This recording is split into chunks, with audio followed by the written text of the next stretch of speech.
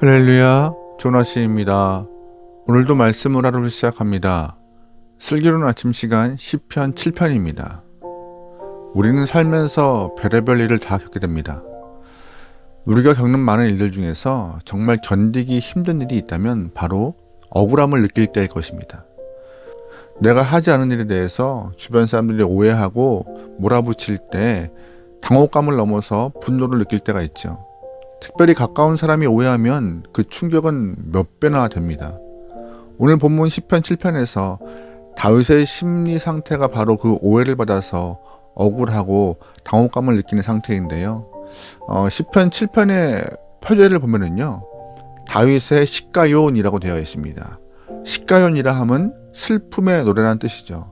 본문 속 다윗은 그 억울함에 어려운 일을 겪고 나서 마음이 너무 슬펐다라는 뜻을 갖고 있는 시라는 말입니다.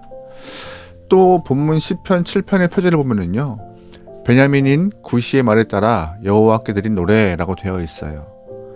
베냐민 사람 구시가 어떤 사람인지는 알 수 없습니다.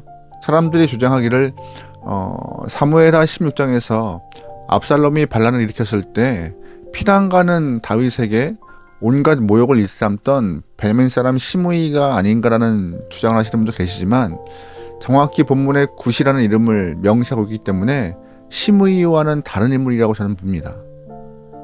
어쨌든 확실한 것은 구시라는 인물이 정확히 누군지는 알 수 없지만 구시가 베냐민 지파 사람이라는 것은 틀림없는 사실입니다. 다시 말해서 사울 왕과 같은 집안 사람이라는 것이죠.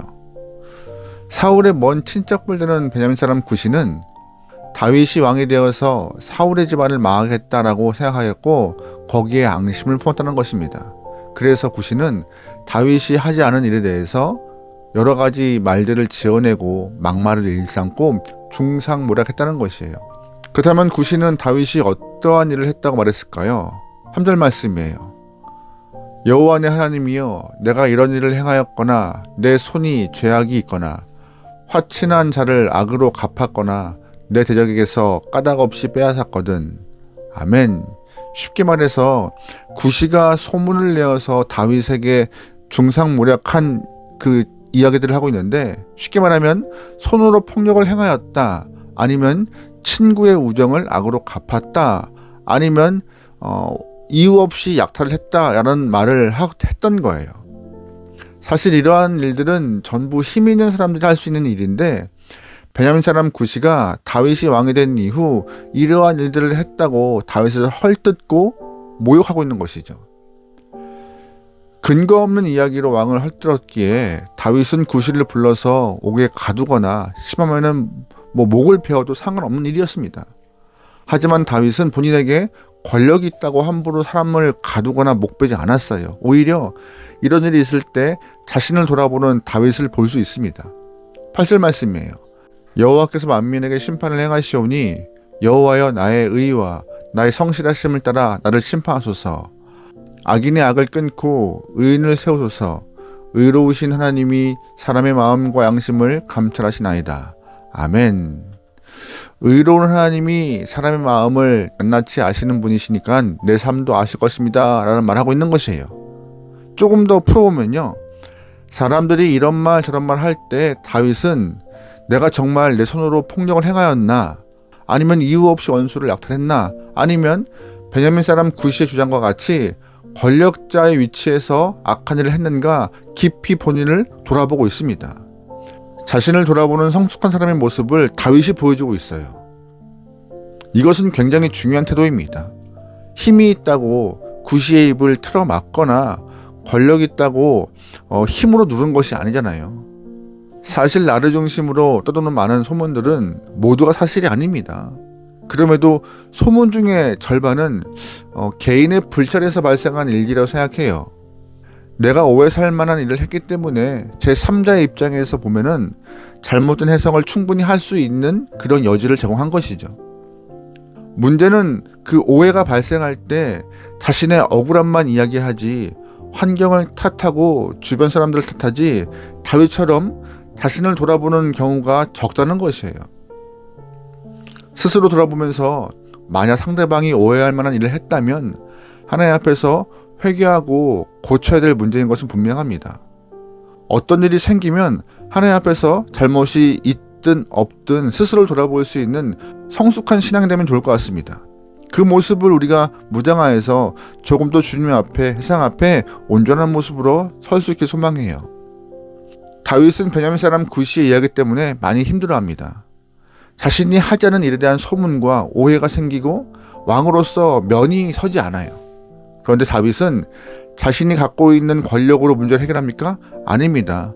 하나님의 심판 때 문제를 가지고 나와서 주님 앞에 고백하는 모습을 보여줘요. 10절 말씀이에요. 나의 방패는 마음이 정직한 자를 구원하시는 하나님께 있도다. 하나님은 의로우신 재판장이시며 매일 분노하시는 하나님이시로다. 아멘. 무슨 말입니까? 하나님, 나를 살펴보았는데 문제가 없어요.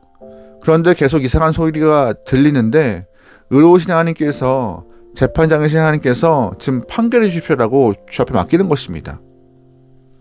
나의 숨겨진 죄가 있다면, 내가 발견하지 못한 죄가 있다면 나를 벌하시고, 문제가 없으면 거짓말하는 사람에게 벌을 달라고, 그 사람에게 벌을 주라고 다윗은 기도하고 있는 것이죠.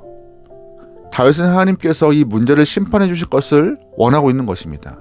다시 말해서 다시 한번 다윗은 성숙한 모습을 보여주고 있는데, 자신을 돌아보는 것 중요한 태도라고 말씀드렸습니다. 그런데 스스로 아무리 돌아보아도 자신의 허물을 못 볼 때가 많습니다. 이리 보고 저리 보아도 나는 아무런 문제가 없는 것처럼 보일 때가 있어요. 그러나 깊이 숨겨진 내면의 죄가 있을 수 있기 때문에 하나님 앞에 가져 나가는 모습이 필요함을 다윗은 보여주고 있습니다.